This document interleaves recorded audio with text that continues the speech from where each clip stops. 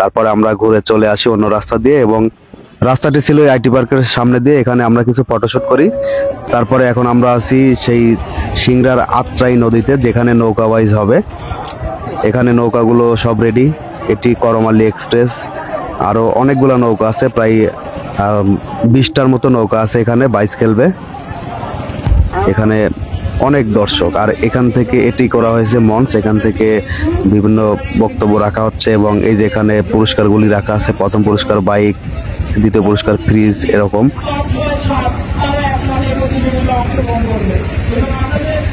আর এই পাশের এই বিল্ডিং এর ছাদ থেকে এই অনুষ্ঠানটি সরাসরি সম্প্রচার করা হচ্ছে। এখানে অনেক অনেক ক্যামেরা এবং অনেক ড্রোন আছে। আপনারা যারা ছিলেন তারা হয়তো দেখছেন যে আকাশের দিকে তাকালে শুধু ড্রোন আর ড্রোন, এবং নদীর দুই ধারে প্রায় 3 কিলো জুড়ে শুধুমাত্র একটু পর পর বিভিন্ন চ্যানেল, টিভি চ্যানেলের ক্যামেরাম্যান এবং অনুষ্ঠানটিতে সম্প্রচার করা হচ্ছে সেই ক্যামেরাম্যানগুলো দাঁড়িয়েছিল।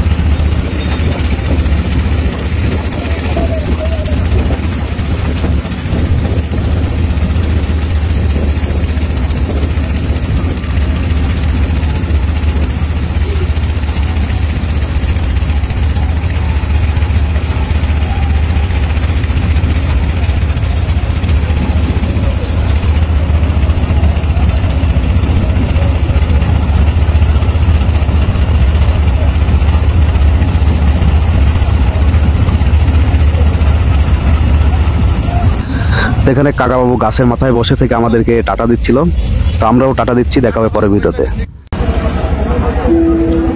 ইতিমধ্যে একটি নৌকা বাইচ শুরু হয়ে গেছে, এই যে আপনারা দেখতে পাচ্ছেন যে দুটি নৌকা একসাথে যাচ্ছে, এবং এরা অনেক জোরে যাচ্ছিল, যে কারণে আমরা ঠিকমতো এদের সাথে সাথে যেতে পারিনি। আমাদের নৌকা এত স্পিড ছিল না, তো আমরা পিছন থেকে যতটুকু দেখতে পারি সেতটুকু দেখানোর চেষ্টা করতেছি।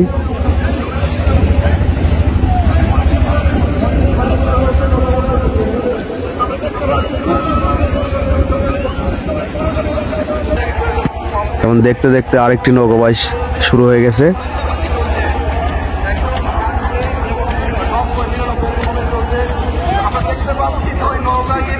প্রায় লেগে গেছে এবং প্রতিযোগিতা চলছে বাঘের সঙ্গে।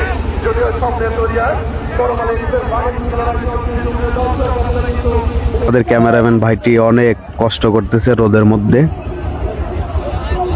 উনি আসলে অনুষ্ঠানটি সরাসরি সম্প্রচার করতে যে ক্যামেরাগুলো ব্যবহার করা হয়েছে সেটার ক্যামেরাম্যান।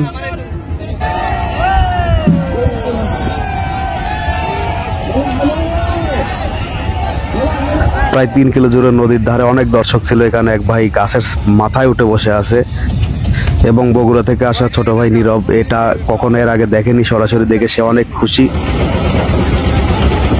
এবং এর মধ্যে আরেকটি নৌকা চলে আসে। এই নৌকা দুটি প্রায় একই সাথে আসতেছে। এদের মধ্যে অনেক ভালো ভাইজ হচ্ছে, দেখা যাক কে জিতে।